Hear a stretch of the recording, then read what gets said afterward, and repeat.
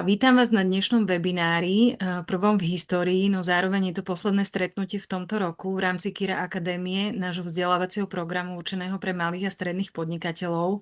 Som rada, že ste si dnes našli čas a ste tu s nami. Webinár bude trvať približne 1 hodinu a počas neho sa spolu pozrieme na praktické možnosti využitia umelej inteligencie pri tvorbe webov a projektov. Webinárom vás bude sprevádzať Jakub Hrušovský, ktorý vám predstaví konkrétne nástroje, postupy a príklady z praxe, ktoré môžete okamžite využiť vo svojich projektoch alebo v podnikaní. Zároveň by som si dovolila pripomenúť, že webinár je nahrávaný. Záznam bude slúžiť na vzdelávacie a dokumentačné účely a registrovaným účastníkom bude sprístupnený po jeho skončení. Ak si však neželáte byť súčasťou záznamu, odporúčame mať vypnutú kameru a nezapínať mikrofón. Počas celého webinára budete mať priestor na vaše otázky a môžete ich písať priebežne do chatu, prípadne sa hlásiť. Prajem vám teda príjemný a inšpiratívny webinár a odovzdávam slovo Jakubovi. Jakub, páči sa. Ďakujem. A hneď rovno začnem, alebo počkáme, či sa niekto pripojí? Ja si myslím, že môžeme začať. Poďme na to. Dobre, tak naláme si vodičku a zdieľam obrazovku.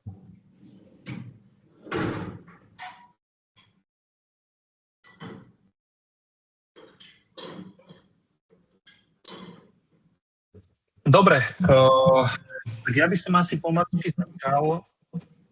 Ako teda už som bol predstavený, tak moje meno je Jakub Hrušovský, spoluvlastním marketingové štúdio Birne. My sa venujeme stratégiám marketingovým, teda prevažne, a taká naša doména je, že riešime hlavne teda diagnostiku, lebo veľa firiem, ktoré riešia marketingové stratégie, tak podceňujú častokrát tú fázu tej diagnostiky, analýzy trhu, analýzy zákazníka, analýzy konkurencie. A my za tie posledné 3 roky, s ktorými je tu vlastne generatívna umelá inteligencia, tak sme našli strašne veľa techník. Alica, ak by som vás mohol poprosiť, takže by ste si stíšili mikrofón, lebo sa mi to tu púšti. Takto? Je to OK? Stále ho máte zapnutý. Aha, mám ho stíšiť úplne. Vypnúť, ak sa dá. Vypnúť, aha.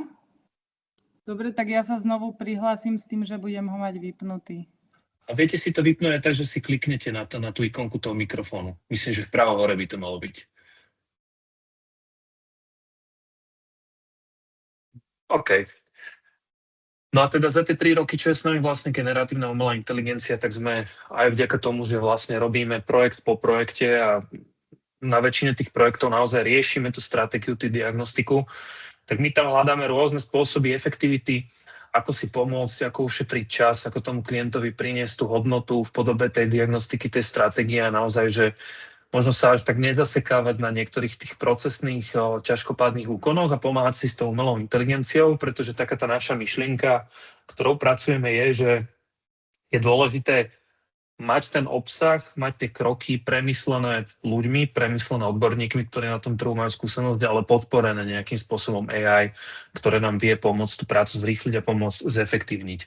No a keď sme s priateľmi z KIRY vlastne premýšľali nad tým, že aký termín alebo akú tému by sme vlastne mohli zvoliť do tejto KIRA Akadémie, tak mne prišiel docela dobrý nápad, že prejsť si vlastne nástroje a prejsť si techniky, s ktorými my pracujeme, či už pri tvorbe projektov, webov, operatíve, kreatíve a tak ďalej, ktoré nám práve pomáhajú byť efektívnejšími nad rámec bežného používania ChatGPT. Pretože častokrát sa stretávam s tým, že naozaj aj veľa profesionálov, nie len laikov, ale aj profesionálov využívajú hlavne teda ChatGPT a jeho základné funkcionality. Ale tých nástrojov je veľmi veľa a ja by som vám dneska rád predstavil takých 6. Ja som si tu spravil vlastne takýto nejaký úvodný dashboard, takých 6 nástrojov, ktoré ja pravidelne využívam pri svojej práci a rád by som vám ukázal aj randomizované ukážky, pretože nie vždy viem ukázať niečo z projektu, pretože sú tam citlivé dáta alebo z môjho nejakého interného procesu, ale ukazoval by som vám aj niektoré projektové veci a niektoré teda randomizované ukážky, na ktorých myslím si, že veľmi pekne bude vidieť, ako tie jednotlivé nástroje využívame a ako nám zjednodušujú život. Ten prvý, ktorý si prejdeme, tak sa volá Notebook LM. Je to vlastne nástroj od Google. Je to jeden z prvých nástrojov, ktoré bolo vlastne postavené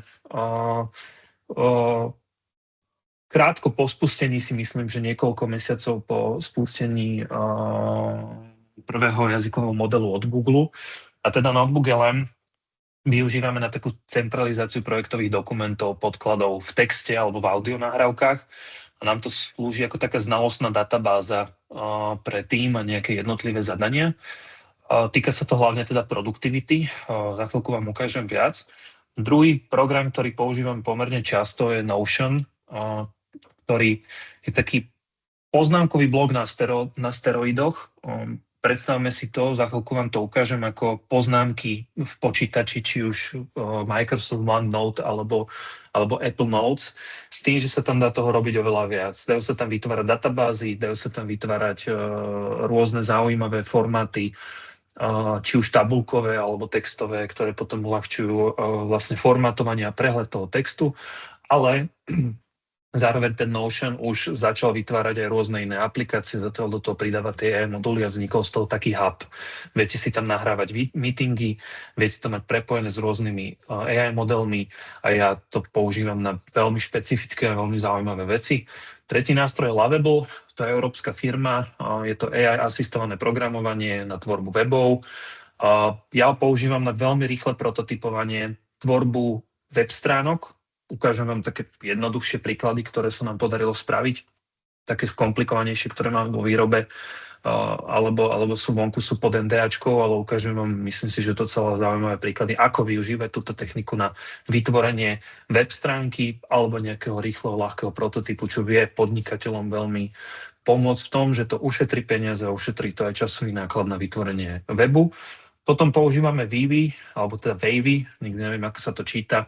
Je to taký kreatívny nástroj na prácu s fotografiou a s videom. Je to také, že node-based AI generation vizuálov a experimentovanie s vizuálmi, s videom, s fotkami. Vysvetlím vám za chvíľku aj, že čo znamená ten node, že prečo tamto slovo vlastne je.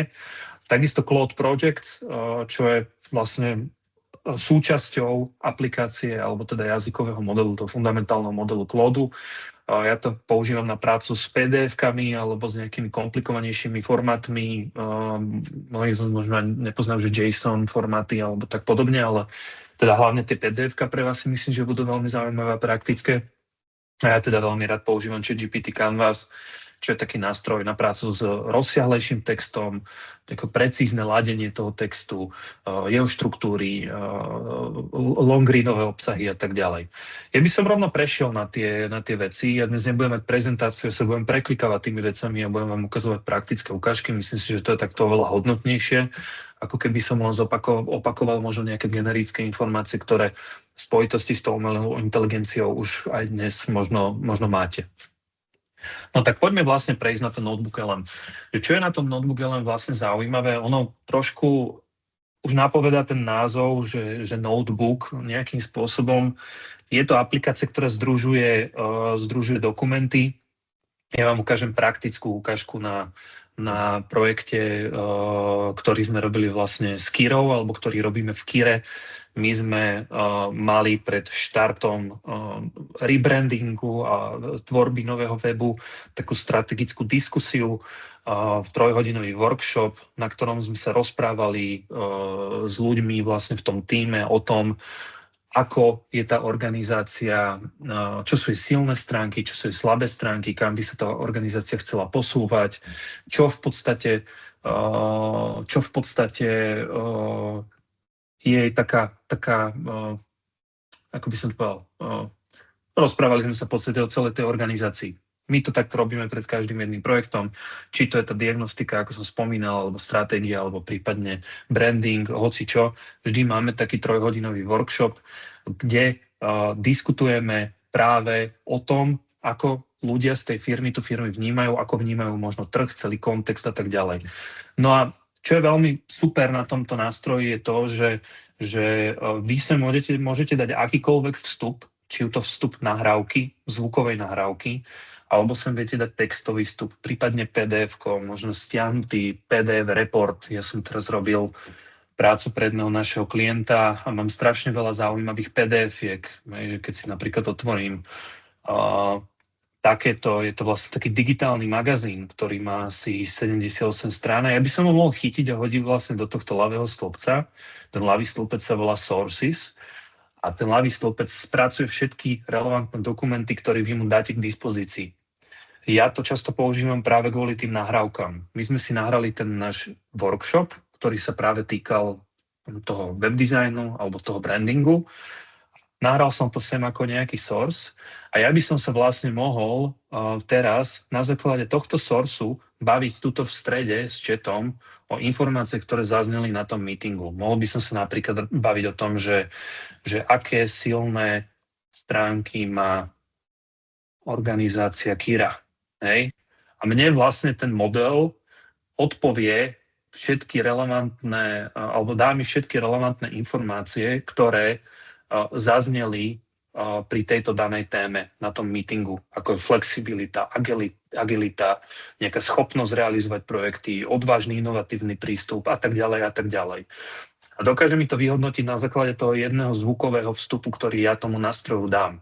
Keby mu dám ďalšie vstupy, PDF-ka, viem tam dať dokonca linky, viem tam dať odkazy na video, tak on vie pracovať s tou celou databázou tých vstupov, ktoré som tam ja dal a ten chat vediem s tým nástrojom, že on má perfektnú znalosť o všetkých tých vstupoch, ktoré som do ňoho nalial. Čo je pri viacerých modeloch problém, lebo napríklad ChatGPT ani Claude nedokážu spracovať zvukovú nahrávku. Dokáže to Gemini od Google, ale zase, keď tam nahráte kopu iných zdrojov, tak ten nástroj nie je vlastne postavený na to, aby dokázal spracovávať tieto formáty. On je primárne postavený na jednoduché četovanie, na diskusiu s tým modelom, ale nie je prispôsobený na to, aby ste tam naliali kvantum vstupného textu, na základe ktorých by mohol potom spracovať tie dáta. Prečo to je vhodné? Prečo si myslím, že tento nástroj je výborný? Či už pre ľudí, ktorí sa chcú naučiť nejakú tému, alebo pre ľudí, ktorí potrebujú vytvoriť nejakú znalostnú, nazvem to, že databázu, do ktorej sa viete vrátiť a následne potom zisťovať informácie. Ja to napríklad používam tak, že tieto úvodné workshopy s našimi klientami si všetky nahrávam, vôbec nerobím poznámky a častokrát, keď ten projekt má mesiac a pol, 2 mesiace, tak ja následne sa potom vrátim sem do toho chatu a spýtam sa nejakú relevantnú otázku. Napríklad, že spomínal nám klient, že na akej infraštruktúre má postavenú web stránku a on mi povie, nie, na tom meetingu nič také nezaznelo. A pre mňa to je potom veľmi hodnotné, lebo sa nemusím hrabať v poznámkach. Neviem, ako to máte vy, ale ja častokrát aj mením tie nástroje, v ktorých tie poznámky píšem, častokrát potom neviem, kde som to všade zapísal a tak ďalej. Takže tento notebook LM dokáže pre nás tvoriť práve takúto znalostnú databázu, do ktorej sa kedykoľvek vieme vrátiť. Videl som viacero use caseov. My to používame napríklad pre rozhovory so zákazníkmi.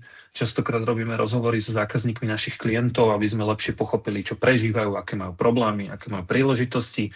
A my to robíme tak, že 15-20 nahrávok hodím do toho hlavného stĺpca, ten nástroj mi to spracuje a ja potom mu poviem, že dobre, že jeden insight, ktorý som pri tých rozhovoroch získal, že veľa z tých zákazníkov nepociťuje takmer žiadne problémy s týmto a s týmto. Skús mi na to nájsť konkrétne citácie. A on mi vyroluje všetky relevantné citácie, ktoré zazneli v tých rozhovoroch, bez toho, aby som si čokoľvek musel zapísať. Napríklad, čo je dôležité povedať, vždycky je fajn mať súhlas na spracovávanie tých nahrávok, čo aj my vždycky si pýtame. Takže toto odporúčam veľmi aj vám. Druhý use case, ktorý na to mám, to som videl niekde na internete, je to strašne zaujímavé, že niekto takto posielal životopis do firmy. Že vlastne nahral tam všetky relevantné informácie ako zdroje, potom si nejak nastavil ten sharing prístup, to si tu viete všade tuto trošku pomontovať a poslal to potom tomu špecialistovi na hiring v tej danej firme, že tu sa spýtať čokoľvek, že tu je nahraté všetko o mne, čo chcem a čo viem navzdielať a toto je v podstate môj životopis. A vy ste tam vedeli napísať, že dobre, že aké pracovné skúsenosti má tento človek, tento záujemca o prácu a vypísalo mu to všetky relevantné informácie. Čo je zaujímavé ešte, že Tuto vpravo je také, že studio, to znamená, že vy na základe tých vstupov, ktoré dáte vľavo, v strede viete četovať, vpravo viete vytvoriť napríklad slide deck. Ja som ho tu aj dopredu vytvoril. Je to toto konkrétne, kliknem si na to a že vám ten nástroj spracuje do grafickej prezentácie všetky informácie, všetky relevantné informácie, ktoré vlastne zazneli na tom meetingu. Za mňa super. Takisto viem vám to spraviť taký, že súhrnný briefing, strategická analýza značky. Kliknete si na to a máte to v podstate Wordový dokument, alebo teda dokument, ktorý si viete stiahnuť do Wordu, vypísaní konkurenti alebo nejakí podobní hráči na trhu a tak ďalej a tak ďalej. A so všetkými, a potom tu aj infografiky tu vediete vytvoriť, nejaké audio overview, čo je veľmi zaujímavé, že keď si dáte vytvoriť to audio overview, tak o tých vstupoch, ktoré ste do tohto nástroja nahrali, sa ako keby rozprávajú dvaja podcastery. To znamená, že dva syntetické hlasy sa navzájom rozprávajú diskusiu o tom, čo navnímali v tomto danom projekte alebo z tých vstupov, ktoré ste vy do toho projektu nahrali. Čo je veľmi zaujímavé z toho dôvodu, že si to viete, keď sa chcete napríklad niečo naučiť, tak si tam nahádžete do tých sources, do toho ľavého stĺpca čo najviac zdrojov a následne si to potom viete pustiť povedzme niekde v aute. Dobre, takže toľko k Notebook LM. Potom sa kľudne pýtajte, ale ideme trošku rýchlejšie, keďže toho času nemáme až tak veľa. Môžem, Jakub? Lebo máme jednu otázku v čete, tak ja ju prečítam. Aký počet dokumentov je možné naraz nahrať do chatu, respektíve akú maximálnu veľkosť dát? To úplne neviem, ale podľa mňa to budete vedieť vygoogliť, prípadne sa opýtajte nejakého iného modelu ChatGPT, ale nikdy ma to zatiaľ nelimitovalo. Ja mám verziu Pro, lebo my sme na Google Workspace. To znamená, že mám vlastne svoju e-mailovú adresu aj všetky relevantné veci okolo toho postavené na tej Google infraštruktúre, alebo máme to v tej Google infraštruktúre, to znamená, že aj Gemini tento nástroj máme zadarmo. Takže treba si to pozrieť, že aký tam cenník, či sú tam nejaké limity a tak podobne. Super, ďakujem. Druhý zaujímavý nástroj, ktorý používam, je Notion. Je to nástroj, ktorý, ako som povedal, že funguje ako nejaký poznámkový blok, prípadne ho viete používať komplexnejšie, databázy a tak podobne. Ten Notion vyzerá zhruba nejak takto. To znamená, že je to nástroj, kde si viete tuto vytvárať poznámky, viete si rôznym spôsobom organizovať. Ja som si tu vlastne vytvoril takúto kartu Kira Workshop a mám tu spravené rôzne textové súbory, ktoré vám chcem dneska ukázať a ktorými vás chcem previesť. Napríklad, čo v poslednom čase oni spravili, je, že som pridali ten Notion AI. Vidíte ho tuto v ľavej lište, vidíte ho takisto tuto vpravo dole ako chat. Ja som ho nazval Štefan.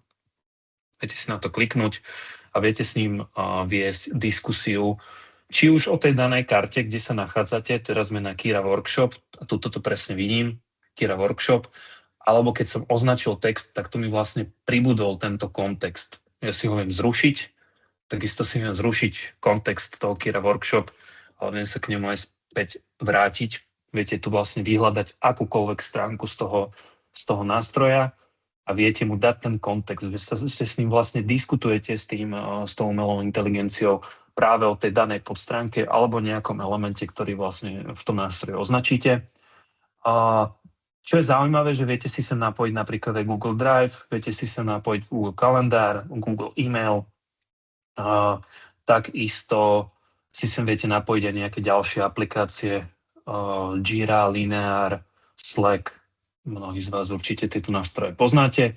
Robia z toho taký hub, v rámci ktorého by mal tento chat alebo táto AI funkcionalita fungovať ako agent.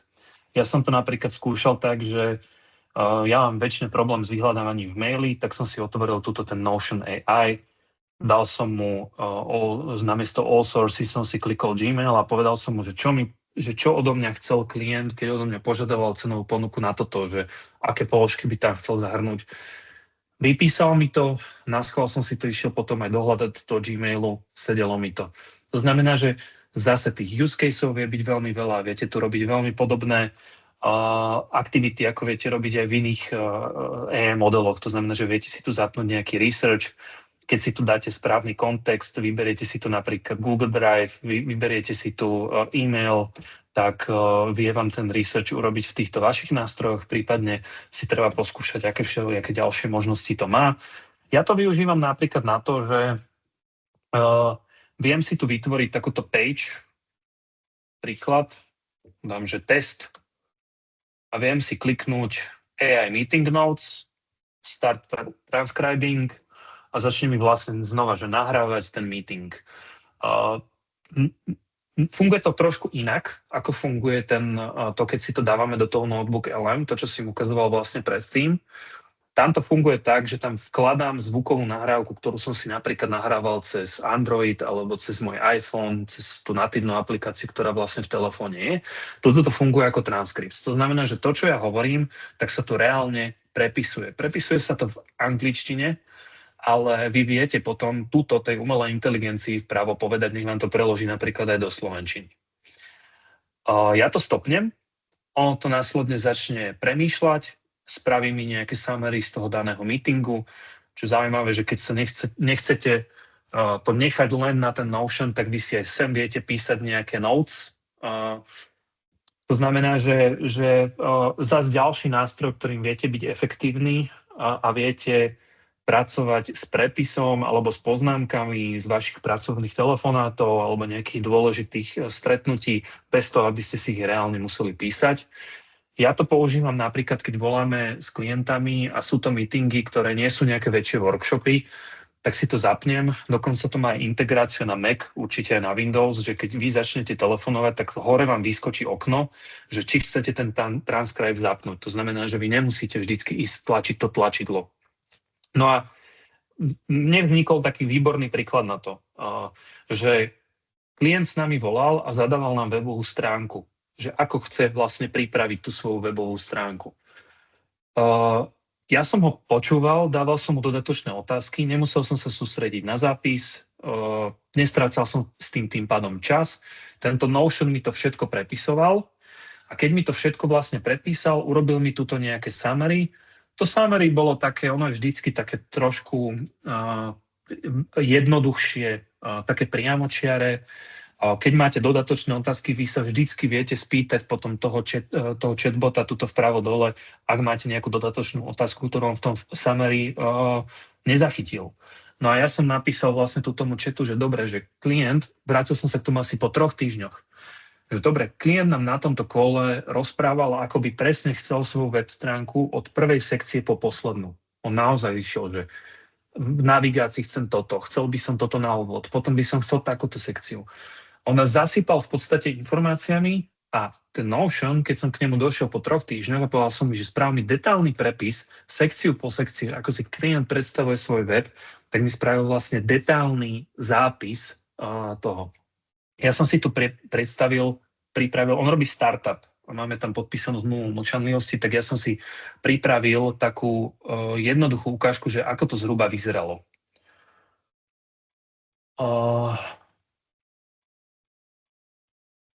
Hej. Toto boli poznámky, takto vyzerajú poznámky z toho callu, tu som si urobil takú ukážku. Toto je vlastne ten transkript, toto bol vlastne telefonát ku Kira webu, takto vyzerá transkript, tuto je to summary a vy viete vlastne tuto povedať, že prelož mi to do SK a on vám celú tú podstránku vlastne preloží do slovenčiny. To znamená, že on to natívne alebo defaultne to robí v angličtine, ale on vám to potom vie vlastne preložiť celé do slovenčiny. A takto on vie urobiť čokoľvek. On jednoducho už má tie vstupné dáta, podobne ako ten Notebook LM. Keď má tie vstupné dáta, má tú nahrávku toho telefonátu, tak on vám potom vie urobiť všetky relevantné potom výstupy, keď mu dávate tie dodatočné otázky. No a teda takto nejak vyzeralo to zadanie na web. Hej, že ja som mu tam presne do toho chatu napísal pri tom našom klientovi, že dobre, že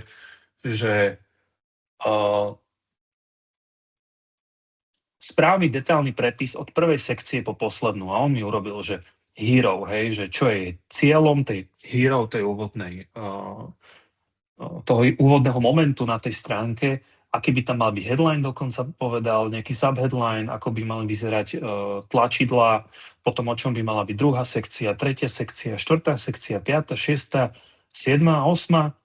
A ja som tak nad tým rozmýšľal, že mojou úlohou častokrát v tej našej firme je to, že ja mám toto zadanie pretaviť do nejakého nákresu, že ako by tá web stránka mala reálne vyzerať. Že častokrát vstup pre nášho grafika je, že tieto texty ja mu ešte spracujem do niečoho vizuálneho, ale nie je to úplný grafický návrh, aby ten grafik tú strategickú rovinu a to pochopenie toho zadania potom naozaj už len dokázal nakresliť, dokázal tam priniesť tú kreatívu, aby nemusel spracovávať ten text a nejakým spôsobom sa v ňom zamotávať. No a ja som to potom takto chytil, celé som si to skopíroval, išiel som do tretieho nástroja, ktorý vám dneska chcem predstaviť, volá sa Lovable. Vy sa prihlásite do ňoho, on vyzerá nejak takto, zase máme tu četovacie okno. Napísal som, že chcel by som spraviť wireframe, to voláme, na web stránku, ktorú nám zadával klient na meetingu. Posielam ti sem brief, alebo teda zadanie od prvej sekcie po poslednú. Takto som to tam pastol a klikol som odoslať. A ukážem vám, že čo mi to spravilo. Na tomto konkrétnom príklade mi to vytvorilo toto. Hej. Účtovníctvo, ktoré myslí za vás, jeden button, druhý button, pre koho sme, čo pre vás robíme, ako to funguje, hej. Pricing, nejaké referencie, prečo práve my, často kladené otázky, pozrieme sa, že či to funguje v responsivite, funguje. No a teraz, keď som účtovná kancelária a spíšem si takto textové zadanie, tak teraz ja mu viem povedať, tu vám to ukážem, hej, že správ mi wireframe web stránky ako zadanie pre grafika podľa poznámok z callu. A toto som sem skopíroval. Uvidíte túto headline. Účtovníctvo, ktoré myslí za vás. Subheadline. 1-2 vety, ktoré vysvetlia, komu slúžia SZČO, malé firmy, startupy, čo je hlavná výhoda. Pozrite, pre SZČO, malé firmy a startupy bez stresu, bez papierov, s jasnými dátami, proaktívnym poradenstvom. CTA, nezáväzná konzultácia, vypočítať cenu účtovníctva. Presne to tu vidíte, vypočítať cenu, nezáväzná konzultácia. A takto mi vlastne spravil celú tú podstránku, ale vyzerá to skvele. Že pre malé firmy vy môžete potom napísať do toho chatu, poviem príklad, že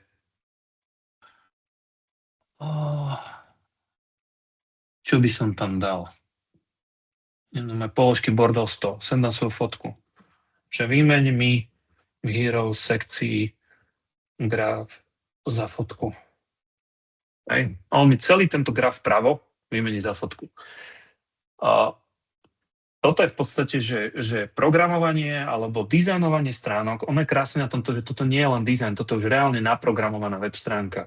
Že toto celé programovanie, lomeno dizajnovanie webov vďaka AI asistovaným úkonom je tým pádom oveľa jednoduchšie, lebo oni tu majú v tomto Lovable integrovaný vlastne model Claude Opus 4.5, majú nejaký databázový systém, celá táto aplikácia Lovable, ona má načítané štandardy toho grafického webového dizajnu, čerpá z rôznych open sourceových knižníc. Samozrejme vidíte, že ono to tu urobilo chybu, že tu nechalo tento label, to by som potom povedal, že daj to preč. Mohol by som povedať, že tie hrany nechcem mať zaoblené, chcem, aby tá fotka mala ostré hrany. Toto sú všetky veci, ktoré by som ja vlastne vedel s tým systémom vyladiť. A teda oni majú databázový systém, Supabase, majú do toho napojený najefektívnejší model na programovanie Claude Opus 4.5. Zároveň majú načítané open sourceové knižnice vizuálne, ako je napríklad Radix UI a ďalšie. To znamená, že vy, keď zadávate jednoduché textové vstupy do toho systému, tak on vám vie vlastne zvizualizovať celú tú web stránku a pripraviť ju do kódu. Dôležité treba povedať, že čím ďalej, že čím viac sa s tým hráte, čím viac sa snažíte veci mikromanažovať v tom systéme, tak môžete prísť na rôzne problémy, že niečo napríklad nejde spraviť, alebo že vám nerozumie. To sa všetko dá hacknúť tým spôsobom, že že trošku dlhšie nad tým porozmýšľate, poskúšate, je tu aj mod chat, že si zapnete chat, rozprávate sa s ním o tom, či vám rozumie, keď už vás pochopil, tak mu dáte implementovať tú zmenu vlastne v tej sekcii vpravo a tak ďalej. Následne to funguje pomerne jednoducho, že vy si tu vpravo viete dať publish, viete si sa napojiť svoju doménu z web supportu, dáte publish a vaša web stránka je vonku. Hej. Takže ak ste nejaká menšia, stredná firma, presne takýmto spôsobom si viete vy pripraviť web. Vôbec už nemusíte robiť cez nejaké WordPressy, nemusíte platiť 5 000, 6 000, neviem koľko, 10 000 eur za vašu web stránku. Samozrejme, ak ide potom o nejaký väčší systém, tak to býva zložitejšie, že treba mať tie znalosti grafického dizajnu, treba mať znalosti toho user experience designu, že viete, ako navrhnúť ten systém, jeho kroky, aby ten užívateľ sa v ňom vedel navigovať. A takisto aj pomôže znalosť kódu.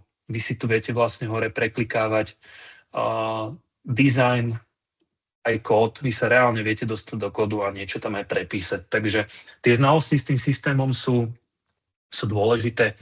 Ale pri menších projektoch a pri menších weboch si to viete urobiť častokrát aj sami. Príklad, my sme pre nášho klientu takto spravili rezervačný systém pre značku Kramar, ktorí vlastne vyrábajú kuchyne. Tak keď idem na mapu štúdií a prejdem kde nás nájdete dohodnú stretnutie, tak my sme im na mieru vytvorili tento rezervačný systém. Ja si viem kliknúť na jednu z ich pobočiek, vybrať si konkrétny dátum, kedy chcem stretnutie ohľadom novej kuchyne. Dám si povedzme v piatok o 13:00, viem pokračovať, vyplním si sem údaje a im to príde do systému. Ten frontend, to, čo vidí ten zákazník, tieto 3 kroky, je pomerne jednoduché, ale my sme tomu klientovi museli vlastne vytvoriť celú tú správu za tým. To znamená, že keď mu zaskáču už tie stretnutia, tak potrebujeme vlastne k tomu prístup a nejakým spôsobom to zmanéžovať. A my sme im vytvorili takýto admin panel, kde majú nejaký dashboard, koľko tých jednotlivých rezervácií počas ktorých dní majú. Vedia si tu resetovať heslá, pridávať používateľov, priraďovať používateľov k jednotlivým štúdiám, posúvať si tie štúdia v tom gride, ktorý ste tuto aj videli, že keď chcem Bratislavu prvú Dolný Kubín, neviem koľkatý, tak to tu viem spraviť. Prípadne pripojiť Google kalendár, nejaké ďalšie nastavenia, dokonca je tu návod pre admina, sme im pripravili, aby nám nemuseli stále volať, ak niečo nevedia urobiť. Hej? Takže to je jeden príklad. Potom sme napríklad robili aj taký vizuálne komplikovanejší web pre jednoho klienta, kde sme pridávali trošku efekty.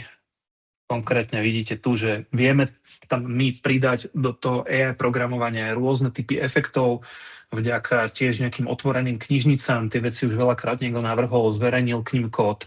Na to sa špecializujú aj isté podstránky, teda isté web stránky. My vieme z nich stiahnuť ten kód, zobrať ten kód a vlastne implementovať ho do nášho riešenia. To znamená, že vieme vytvárať takéto efekty na menu, vieme vytvárať takéto načítavanie textu na scroll. Ja vlastne teraz scrollujem s myškou a ono sa ten text načítava, teraz idem naspäť. Hej. Alebo rôzne iné animácie, ako je vlastne vidieť tu. Vieme tam vytvárať čokoľvek. Ja si myslím, že ono to dnes už ani nemá limit. To, čo robíme na niektorých projektoch, ktoré vám nemôžem ukázať, tak ako za mňa to je neuveriteľné, hej, že jednoduchý web si podľa mňa vie v tom vytvoriť kdokoľvek, komplikovanejšie, technickejšie weby si vyžadujú špecialistov, ale my máme 2 ľudí, jeden sa zameriava na ten frontend, druhý na backend, to znamená jeden na to, čo vidí ten zákazník spredu, druhý na tie čreva za tým. A keď ten človek trošku rozumie dizajnu, rozumie kódu, no to je aj tak všetko postavené na nejakých štandardoch, React a tak ďalej, s ktorými sa dá pracovať.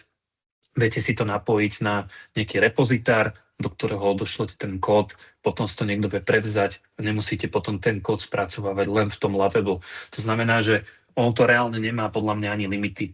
Keď sa tam niečo nedá urobiť, vždy to vie niekto doprogramovať ručne. Takže za mňa je to veľmi zaujímavá vec. Takýchto editorov je veľa. Tento je podľa mňa najviac dostupný bežným ľuďom, lebo veľmi dobre pracuje s tou vizualitou. Sú potom nástroje, ktoré sú skôr určené pre programátorov na takéto AI-kom podporené programovanie. To, čo napríklad my ešte robíme, je, že ja tady robím stratégie. To znamená, že ja spíšem stratégiu do textového dokumentu pre nášho klienta. Nerobím z nej prezentáciu, ktorú by som robil 5 hodín alebo 10 hodín, ale to PDF-ko hodím vlastne do toho Lovable nástroja a poviem mu, že vytvor mi stratégiu na základe tohto vstupného dokumentu. Chcem mať hlavičku, chcem, aby tam bolo naše logo, dátum, kedy som to vytvoril a tak ďalej. Toto je randomizovaná stratégia, aby ste videli citlivé dáta nášho klienta, ale takto to nejak vyzerá. Každá z tých stratégií, ktoré vyprodukujem, má rovnakú hlavičku. Následne má vždy nejaký sumár, hlavný problém, riešenie, problémy, projektový fokus, čo robiť nechceme, piliere komunikácie, stratégia s influencermi, reklamná stratégia, reálne mi zvizualizuje tieto veci. To bolo v PDF-ku ako 2 riadky pod sebou, že Meta Ads chceme dávať 7 500 eur, Google Ads chceme dávať 1 500 eur. A on mi sám urobil to, že spočítal celkový budget, rozdelil doľava jedno, doprava druhé a sám mi sem dal ešte aj tie percenta, že vlastne Meta Ads je 83, Google Ads je 17%. To znamená, že vy viete sem vyplúť ako PDF-ko, ktoré má úplne obyčajné formatovanie textu, žiadny graf, žiadnu vizualizáciu. A poviete, chcem, aby si mi zvizualizoval stratégiu, chcem, aby si to spravil ako plnohodnotnú webovú podstránku, chcem urobiť efekt na klienta, spracuj mi dáta do textového a potom aj nejakého pútavejšieho formátu. A on vám vytvorí takéto. To, že ja som netvrdil, že 5 minút. Hej? A teraz potom si dávam otázku, že prečo by som ja mal robiť prezentáciu, keď ja dokážem toto replikovať. Ja viem ten nástroj naučiť, ja mu viem povedať, vy to viete držať v jednom projekte toho Lovable, tam si viete vytvárať viacero projektov, tak si spravíte projekt stratégie a vždycky, samozrejme ja mám za tým nastavenú nejakú logiku, že ono sa to má nejakým spôsobom vytvárať tomu špecifická URL-ka, aby na tú stratégiu nemohol vstúpiť hoci kto, len ten, kto má tú URL-ku, ja tam mám nejaké prihlasovanie za tým, ale vy si viete vygenerovať takúto podstránku ako prezentáciu úplne efektne, kedykoľvek, naozaj, že za 5 minút. Hej. To sú nejaké scenáre zisku, ktoré sme vypočítali pre toho klienta. Toto krásne on rozdielil ten Lovable. Takže toto je taký tretí nástroj, ktorý používame. Za mňa veľmi, veľmi dôležitý. Úplne si ani neviem predstaviť už bez neho existovať. Robím tam dokonca cenové ponuky. To znamená, že ja si vytvorím ukážem vám to za chvíľku. Ja si vytvorím cenovú ponuku v textovom súbore a potom to hodím do toho Lovable, poviem, zvizualizujem mi tú cenovú ponuku, urobím mi to efektne, krásne a klientovi posielam link. Je to veľmi zaujímavé. Štvrtý nástroj, Wavy, výborný nástroj. Určite poznáte nástroje, ktoré vlastne fungujú na generovanie obrázkov, veľa skloňuje Nanobanana 3, alebo potom na generovanie videa VO3, to je tiež od Google.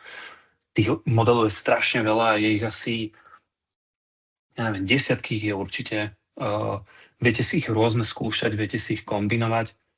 To, čo je krásne na tomto nástroji Wavy, že vy vlastne všetky modely máte v jednej aplikácii. Tuto, keď idete doľava, je to aplikácia, ktorá funguje na kredity. To znamená, že zase musíte si ju zaplatiť, dobiť si tam nejaké kredity. 4000 kreditov je, myslím, 40 eur. A vy tuto vľavo viete prísť do tohto toolboxu a viete napríklad, máte tu, že prompt, textový prompt. Hej, tak vy si ho viete takto vyhodiť sem. Máte tu model Nanobanana 3. Ten model si vyhodíte tu. A viete si tam pridávať aj fotky napríklad. Pridám si sem napríklad takto moju fotku. A viem spraviť niečo také, že daj mi melír. A vy potom viete spojiť ten prompt s tým druhým modelom a viete spojiť ten obrázok s tým modelom. To znamená, že tento model Gemini 3 Nanobanana ťahá informácie textové odtiaľto a obrázok ťahá odtiaľto. A ja si viem teraz kliknúť na to Nanobanana, viem si dať, že chcem, aby to bol obrázok 1:1, chcem, aby to malo trošku vyššie rozlíšenie a dám spustiť tu mi že to je 15 kreditov. To znamená, že z tých mojich 1500 kreditov sa minie len 5 a dám spustiť ten model. Funguje to inak ako bežné chaty, kde vy v tom chatovacom okne zadávate nejaké informácie a on vám ako odpoveď, ako reálna nejaká osoba, pošle do toho chatu tú odpoveď. Ťažko sa tam manažuje, aké rozlíšenie toho obrázku chcete, ťažko sa tam manažuje, aké to aspect ratio toho obrázku chcete, že či to má byť 1:1 alebo na Instagram 9:16 a tak podobne. My sme začali využívať tento nástroj práve preto, aby sme dokázali mať pod kontrolou tieto vstupy. Ale nie len pri tom jednom danom generovaní toho obrázka, mám melír.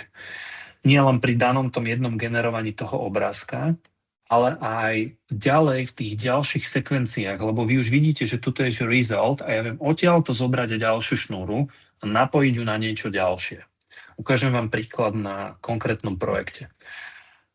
Máme taký projekt pre jednu značku v Zvolene, robili sme rebranding a chceme im vytvoriť vlastne umelou inteligenciou vygenerované produkty, lebo ísť fyzicky nafotiť 200 produktov je strašne náročné. Urobili prototyp toho našeho vizuálu, on je celý postavený na tom, že má biele balenie, na tom je nálepka toho produktu a ten text má taký holografický efekt, ktorý sa vlastne hrá so svetlom. A prvé, čo som spravil je, keď som si chcel otestovať, že či nám to pôjde, že či budeme schopní naškálovať tých 200 produktov pre toho klienta pred nejakým bielým pozadím a tak ďalej, tak som robil to, že odfotil som to reálne balenie, dal som textový prompt, že správ mi z tohto balenia profesionálny render bez etikety pred bielým pozadím, napojil som text a zdrojový obrázok do Nanobanana a vidíte, že mi to vyplulo vlastne veľmi podobné balenie, ak nie rovnaké balenie, ako ja som vlastne odfotil ako zdrojový obrázok. Potom som sem nahral tú našu grafiku a zase zobral som odtiaľto tú šnúru, pridal som sem ďalší text a napísal som, že aplikuj label na bledý package, zachovaj všetky texty a branding toho labelu nedotknutý, texty sa nemôžu zmeniť. A on mi toto bol len test, ja by som to celé oveľa sofistikovanejšie ešte písal, ale teda urobil mi presne toto. Hovorím si, že super, však takto keď s tým budeme pracovať, tak toto je že použiteľná vec. A teraz rozdiel je v tom, že tu je biely vlastne ten text v tom logu. A my sme si tu ukázali, že sme to navrali trochu inak, že on má byť vlastne holografický. Ale to je v poriadku, lebo ja som mu to aj tak zadal som mu biely. Ale následne som teda urobil to, že dal som mu príklad, že takto by to malo vyzerať, aplikácia toho holografického efektu. Prečo nechcem použiť celú túto fotku je, lebo tam je proste iné balenie. My nevieme nájsť mock-up, ako sa tomu hovorí, úplne rovnakého balenia, ako má ten náš klient. Je to pomerne náročné, musel by sa to rendrovať, tých balení majú x typov, proste je to ťažké. Tak som dal príklad, že ako sa ten holografický efekt má aplikovať. Nahral som sem ten holografický efekt, že má vyzerať zhruba takto. A zase pridal som sem nejaký text, v tomto prípade po anglicky. Zobral som toto, spojil som to zase z Nanobanana, zobral som toto, zase som to spojil z Nanobanana. Celé som to vlastne nasmeroval do ďalšieho modelu Nanobanana. Vytvorilo mi to ten holografický efekt v tom písme. Myslím, že je pomerne realistický. A následne som mu dal ďalšie zadanie, že skús mi to zasadiť do nejakého interiéru. Tu som zase použil Nanobanana. Teda máme to zasadené v nejakom interiéri. Za mňa to vyzerá vynikajúco. Teraz následne sme zadali komplikovanejší prompt, lebo z toho chceme spraviť video. Na video sme využili model VO3 od Google. A to video vyzerá nejak takto.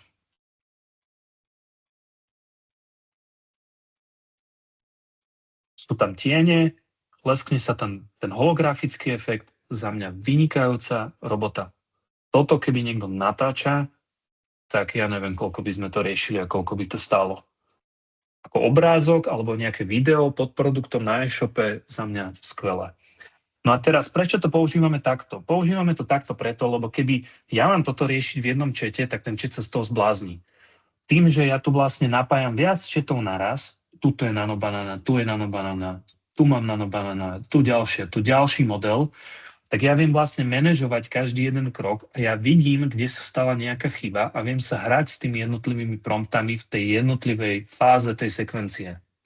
Príklad, tuto sme robili dokonca to, že mali sme už teda vyrendrované to balenie iného typu a ja som sem dal príklad niečo takéhoto, že melónik postavený pred nejakým ružovým pozadím, tuto zase nejaký melónik a povedal som mu, že pridaj mi, alebo zasaď mi to balenie do prostredia s tým melónom, keďže to je melónová príchuť a vygenerovalo mi to niečo takéto.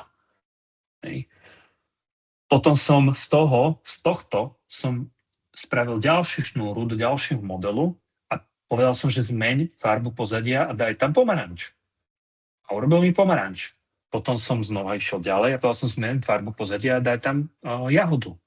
A takto my vieme vlastne škálovať celé portfólio a nemusíme fotiť každý jeden produkt, lebo vieme, ako to chodí. Jednoducho zákazník si chce kúpiť ten produkt, keď on ho nie len, že vidí pred bielým pozadím na tom e-shope, ale vidí ho pri tej príchuti, ktorú obsahuje ten produkt. Vidí ho v nejakej realistickej pozícii, ako to napríklad vidíme tuto, v tom konkrétnom prostredí.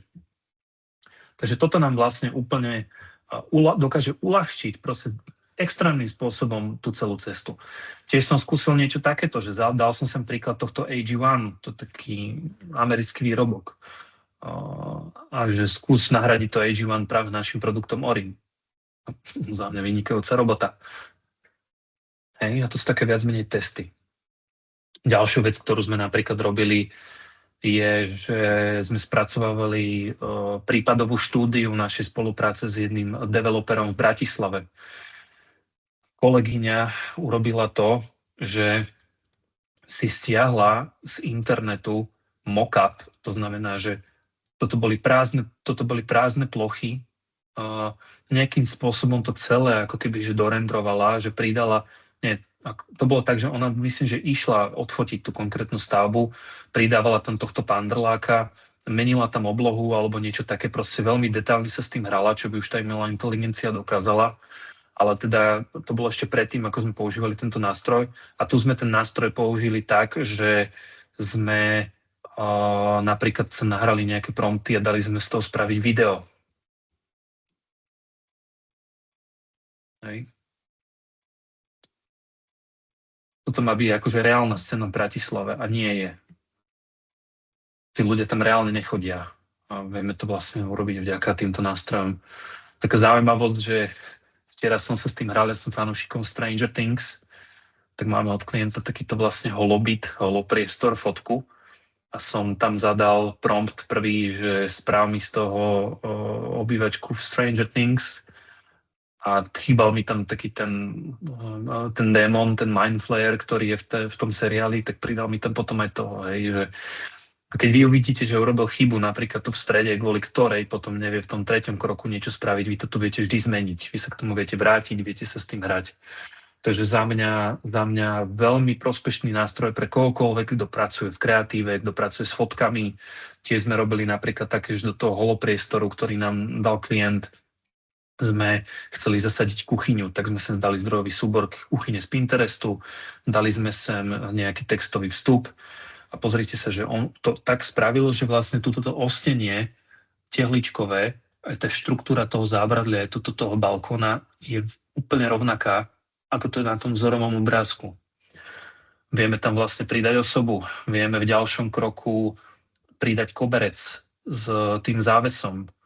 A potom v poslednom kroku sa vieme dostať, tu sme použili model Kling do toho, že je to vlastne celé pohyblivé. No a funguje to tak, že vy si tuto z tej ľavej lišty vyťahujete tie modely a tu máte teraz že nejaké textové nástroje, máte tu obrázkové modely, vidíte, koľko ich tu je. Máte tu video modely a takto si ich potom vy jednoducho vyťahnete do toho priestoru. Spájate si ich s tými jednotlivými položkami, si ich odtiaľ to vymazať.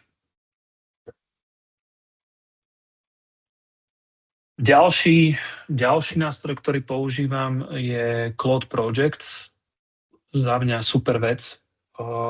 Je to v podstate Claude Funguje to tak, že vy tu máte mimo chatu aj také niečo, že projects, a vy viete si tu vytvoriť vlastne takú vlastnú krabicu, do ktorej keď potom vstúpite, tam nebudem vstupovať kvôli citlivým dátam, tak tam máte potom zase zoradené nejaké chaty, ktoré sa združujú pod tými jednotlivými projektami.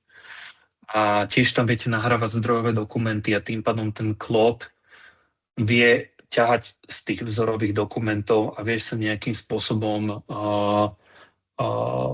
tie výstupy budovať na základe už tých znalostí, ktoré z tých zdrojových dokumentov má.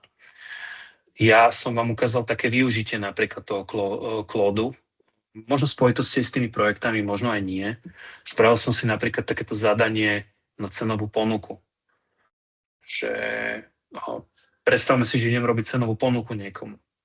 Že chcem pripraviť cenovú ponuku, to je fiktívny projekt, že nič v tomto projekte nemá spojenie s ničím reálnym. Len používam Kiru ako dobrý príklad, keď si chceme povedať nejakú náhodnú firmu. Tak chcem pripraviť cenovú ponuku pre klienta Kira, budeme pre neho spracovať novú web stránku, aktuálny web majú tento, podmienky, chcem, aby si prešiel ich web, zohľadnil moje poznámky, napísal ponuku na 1 až 4, textáciu dopracujú, aby ponuka vyzerala profesionálne s marketingovým jazykom v formáte PDF. Čo meniť nebudeme, bla bla bla, čo budeme meniť, text stack, moderné AI riešenie na Lovable, popíš benefity riešenia bez toho, aby si spomínal Lovable, tomu dávam ako príkaz. Postup, najprv spravím vizuálny prototyp, potom frontend, backend, testovanie, spustenie a povedzme si, že tento virtuálny prípad bude stať zhruba 5000.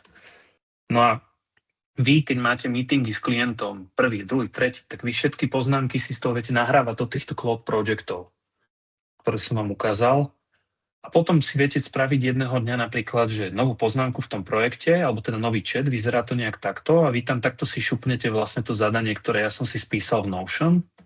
To zvyknem ešte trošku takto niekedy doformátovať, lebo som z toho potom nervózny. A už som povedal, že vlastne z toho chcem PDF-ko, to znamená, že vám vie ten Claude na základe tých vstupov, ktoré vy ste do toho projektu dali a na základe tohto jednoduchého textového vstupu vytvoriť proste prehľadné, jednoduché PDF-ko. Určite tam uvidíme, vidíte, že teraz ťahá dáta z webu Kira a tak ďalej. Určite tam uvidíme nejaké tabulky, uvidíme tam formátovanie textov. Má to jednoducho úplne inú. Má reálne potom to, že by si klientovi posielali len takýto jednoduchý text. Takže schválne sa na to počkajte. Počkajme. Čaká mi tu pes, ospravedlňujem sa. 3 dní som ho nevidel. No a už vidíme, že teraz máme dostatok informácií o Kira, vytvára cenovú ponuku v formáte PDF.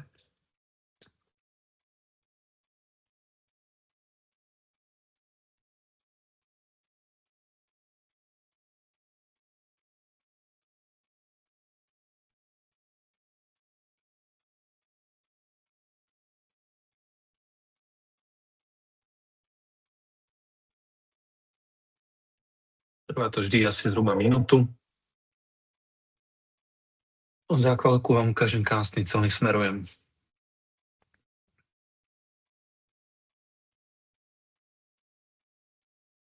Generuje PDF, teraz mi ho začne generovať vpravo, rozdelí mi vlastne celé to moje vizuálne prostredie, v ktorom som, tuto v tom Claude, tak, že vľavo budem mať chat a vpravo vlastne budem mať to PDF-ko, čo je teda bežná prax pri tých nástrojoch, ako ste mohli vidieť.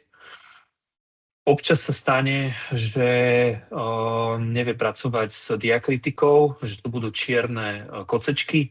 Ja mu ale viem napísať, aby to opravil. Pozrite sa, jak to docela pekne spravil. Ja si to PDF-ko viem downloadnúť. A teraz pozrieme sa na ten rozdiel, hej, že zo pár odrážok, ktoré som reálne tomu nástroju dal. Samozrejme, vy potom viete hovoriť, že niektoré texty sa prekrývajú, on to posunie, hej, že on toto posunie tak, aby to nebolo na tom modrom texte, ale teraz sa s tým hrať nejdem. Tak z niekoľkých odrážok, ako škaredých, hej, mi vytvoril relevantné PDF, ktoré by som klientovi mohol zaslať, ale keďže sme si už ukázali nejaké zaujímavé veci v tom Lovable, tak schválne pozrite, že idem do dashboardu.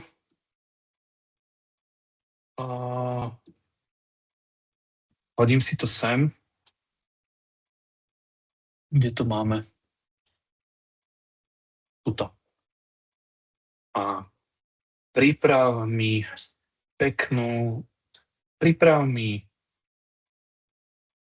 vizuálne atraktívnu cenovú ponuku ako web stránku pre klienta Kira. Vychádzaj z PDF, ktoré ti posielam. A už varí. Hej. Tuto sa mi zmenilo teraz prostredie, vpravo už to pečie, vľavo tu vidíme ten chat, ktorý som spomínal. No a aby som teda sa dostal k poslednému nástroju, kým sa nám toto ukuchtí, ktorý som vám chcel ukázať, a to je vlastne ChatGPT Canvas, ktorý častokrát používam. A to je taký za mňa zaujímavý mód, ktorý si viete vlastne v čete aktivovať, ktorý ja často používam. Napríklad teraz mi poviem, že vytvor mi random text na 5 odsekov.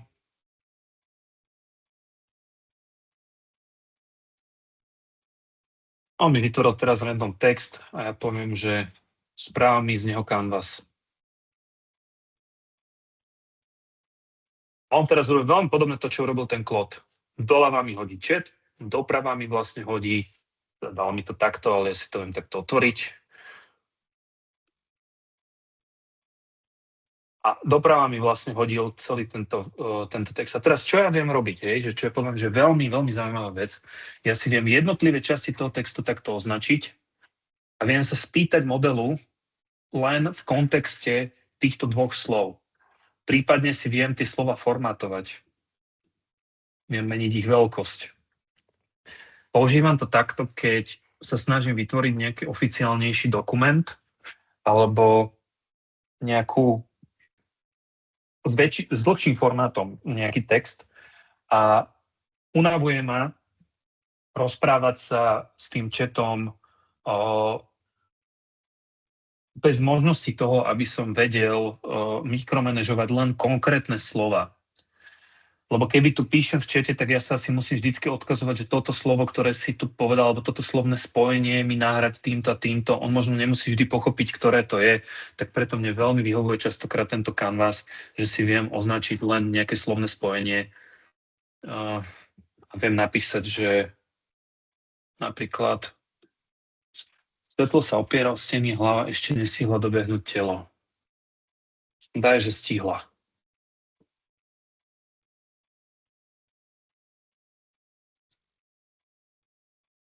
No, svetlo sa opiera o steny, hlava ešte stihla dobehnúť celé telo. To je diskutabilné, či tá veta dáva zmysel, ale to je v tejto chvíli asi úplne jedno. No, takže tento Canvas veľmi častokrát používam, ako som to tu navrhol vlastne tuto na úvod v tomto mojom dashboarde, ktorý som si pripravil, tak na takú detailnú prácu s rozsahnými textami. Za mňa je to super nástroj na také precízne riadenie zmien v tom texte a štruktúre nejakého textu, kde viete samozrejme aj ten text si formátovať. Ukazoval som na to, že tam italic je tam bold, viem si zväčšiť nejaký text, viem si nejaký text zmenšiť. No a teraz skúsme sa vrátiť k tomu Lovable. Už mi uložil toto modré, vždy znamená, že už uložil zmeny. A teraz by som tu mal mať zvizualizovanú cenovú ponuku. Toto urobil nešikovne. Ale za mňa to vyzerá docela dobre. Hej. Môžem mu napísať, že chcem modernejší slad.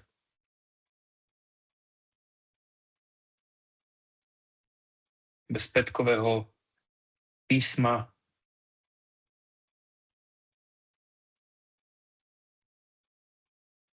Kde tu mi niečo pulzuje, tu mám ako keby svoje logo, nejaké fiktívne, tu mám dátum. On mi tam teraz prehodí bezpätkové písmo. Zachovávame, realizujeme, mohol by som povedať, že zachovávame mi dať zelenou farbou alebo žltou farbou, realizujeme dať červenou.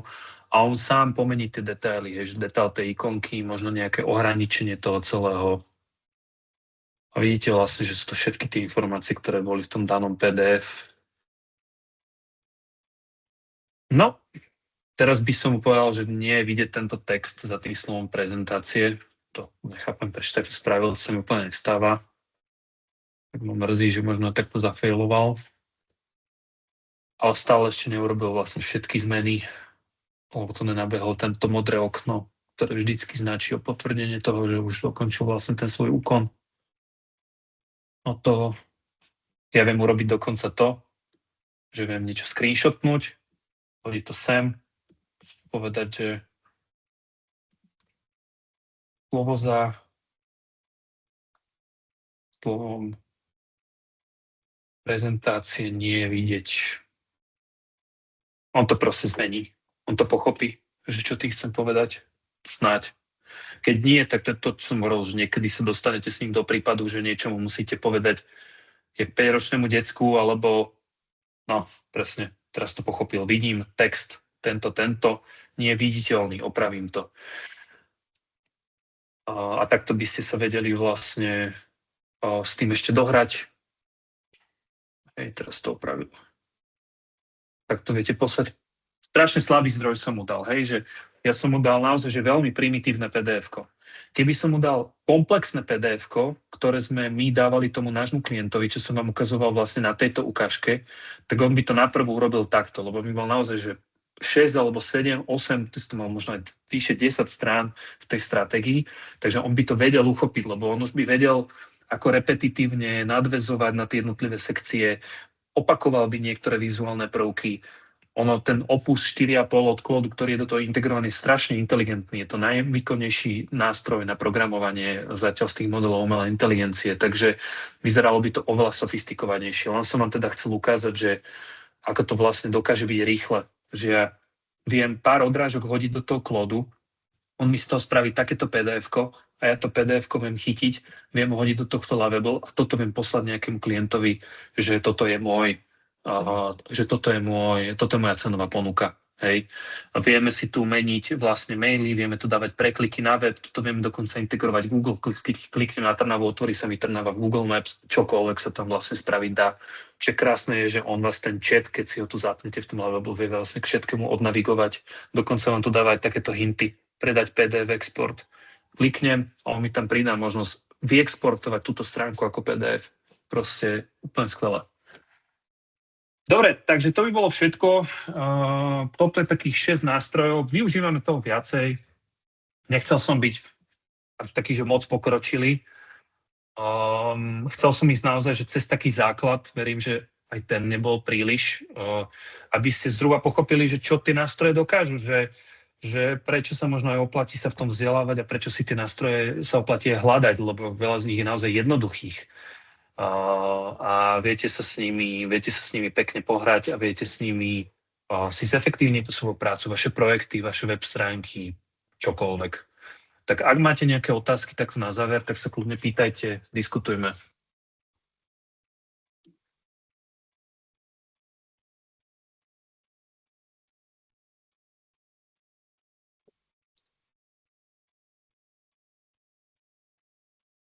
Si mutnutý, Marek. Áno, a práve som to išiel povedať, že pokojne si môžete aj zapnúť mikrofóny, ak nechcete písať do chatu a opýtať sa. Ak náhodou aj nie a napadlo by vám niečo priebežne, kľudne nám môžete napísať túto otázku a my ju posunieme priamo Jakubovi a odpovedali by sme vám na ňu. Každopádne, ak Bo mi teda napíšte alebo priamo na mail, Jakubovi. mám ho na webe, takže kedykoľvek. Tak ako sme na začiatku avizovali, tak aj tento dnešný vlastne webinár bude dostupný aj online, teda na linku budete si ho môcť pozrieť aj spätne, takže vrátiť sa k niektorým veciam, ktoré Jakub spomínal. A ja by som teda, ak teda nie sú žiadne otázky, čo pozerám, že nie sú, chcel veľmi pekne poďakovať Jakubovi za dnešný webinár, ale aj za posledné workshopy, ktoré sme spolu s Birne robili. A vám zúčastneným by som sa chcel veľmi pekne poďakovať za to, že ste s nami boli počas celého roka. Teraz obzvlášť ku koncu to bolo ešte o to intenzívnejšie. Veľmi sa už tešíme na budúcoročné workshopy a webináre, ktoré budeme mať a budeme veľmi radi, ak nám zazdielate aj nejaké témy alebo vaše možno, že podnety, názory, nápady. A takto pred sviatkami by som vám chcel veľmi popriať aj pekné prežitie Vianočných sviatkov, šťastný nový rok a teším sa už na budúci rok a na to, že budeme sa môcť stretávať aj takto online, ale verím, že aj osobne na ďalších podujatiach v rámci Kira Akadémie. Takže ďakujem ešte raz veľmi pekne, Jakub, a ďakujem aj vám. Takisto. Ďakujem aj ja. Majte sa. Majte sa. Majte sa. Pekné sviatky.